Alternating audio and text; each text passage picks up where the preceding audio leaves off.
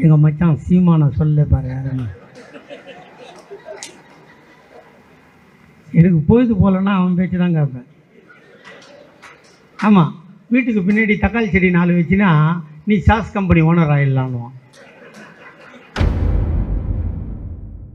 திமுக உடைய முக்கிய சொற்பொழிவாளர் தான் வடசென்னையை சேர்ந்த சிவாஜி கிருஷ்ணமூர்த்தி. திமுக நிகழ்ச்சி மேடைகள்ல தன்னோட பேச்சுனால சோசியல் மீடியால ட்ரெண்டிங்ல இருக்கிற ஒரு பேச்சாளர்னு சொல்லலாம். சிவாஜி கிருஷ்ணமூர்த்தி விமர்சிக்காத அரசியல் கட்சியினரே கிடையாது. இந்த நிலையில திமுக நிகழ்ச்சி மேடையில பேசிய சிவாஜி கிருஷ்ணமூர்த்தி விஜய் மற்றும் சீமான ரொம்பவே கடுமையா தாக்கி பேசியிருக்காரு. அந்த நிகழ்ச்சியில பேசிய அவரு, நாம் தமிழர் கட்சியின் ஒருங்கிணைப்பாளரான சீமான எனக்கு டைம் பாஸே சீமான் தான் அப்படின்னும், ஒருமையில சீமான் அவர்களை அவன் இவன்னு பேசியிருக்காரு. இன்னும் சொல்ல போனா சீமான் மேடைகள்ல பேசின சில விஷயங்கள்ல கதை கட்டுறாரு அப்படின்னு சொல்லி ரொம்பவே கலாய்ச்சு பேசியிருக்காரு. இன்னும் பேசிய சிவாஜி கிருஷ்ணமூர்த்தி, சீமானுக்கு பைத்தியம் பிடிச்சிருக்கு, அதனாலதான் கற்பனையான விஷயங்களை மேடையில பேசிட்டு இருக்காரு அப்படின்னும், சீக்கிரம் சீமான கீழ்ப்பாக்கத்துல சேருங்க, இல்லனா நம்ம எல்லாரையும் கடிச்சு வச்சிருவாரு அப்படின்னு ஒருமையில ரொம்பவே கொடூரமா தாக்கி பேசியிருக்காரு.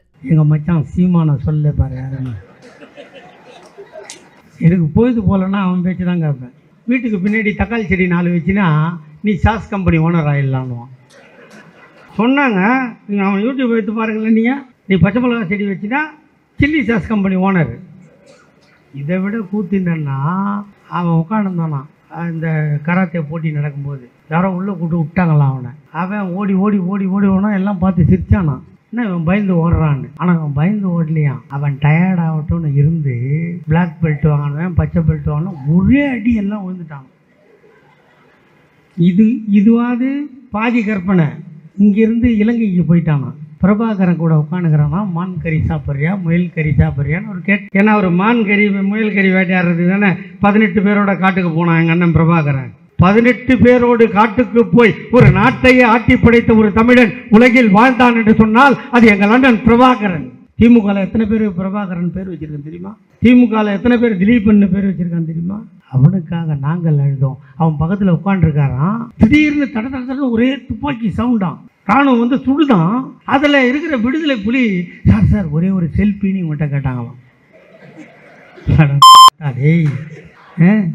இது எந்த ஊர்டா? இது தமிழ்நாடுடா. இது வேற எங்கன்னா போய் இந்த போய் சொல்லலாம்ல. இப்போ அவனுக்கு என்ன ஆச்சு, இந்த விஜய் கட்சி ஆரம்பித்த உடனே நம்ம மாசு அண்ணங்கிட்ட ஒரு டைம் வாங்கி, யாருக்கு சொல்கிறேன் இதை, நம்ம மாவட்ட செயலாளருக்கு தான், மாசு அண்ணங்கிட்ட ஒரு டைம் வாங்கி அவன் எங்கே இருக்கிறான்னு அவனுக்கே தெரியாமல் போய் அவனை விலங்கு போட்டு அவனை கீழ்ப்பாக்கம் ஆஸ்பத்திரி அட்மிட் பண்ணுறங்க. தமிழ்நாடு பிழைக்கும்.